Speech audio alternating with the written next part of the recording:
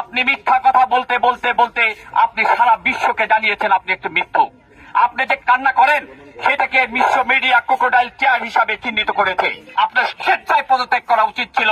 প্রতিবাদ জানাবো আমাদের শহীদ যারা এই নবপ্রজন্মের মুক্তিযুদ্ধ করছে, তাদের মধ্যে যারা শহীদ হয়েছে তাদেরকে স্মরণ করে, এবং ধিক্কার জানাবো আমরা যে প্রধানমন্ত্রী, যে রাষ্ট্রের অভিভাবক, সে মিথ্যা বলে যাচ্ছে, সেগুলিকে ধিক্কার জানানোর জন্য আজকে আমরা দাঁড়িয়েছি।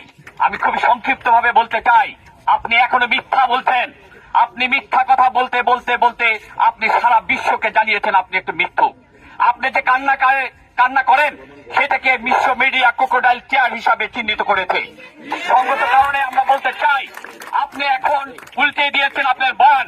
এখন আপনি বলেন আপনার মেট্রো রেলের চেয়ে জীবন নাকি আপনার কাছে মূল্যবান, অনেক মূল্যবান প্রাণ ঝরে গিয়েছে। অথচ ধিক্কার জানাতে চাই, আপনি এখনো শহীদদের লিস্ট করতে পারেননি।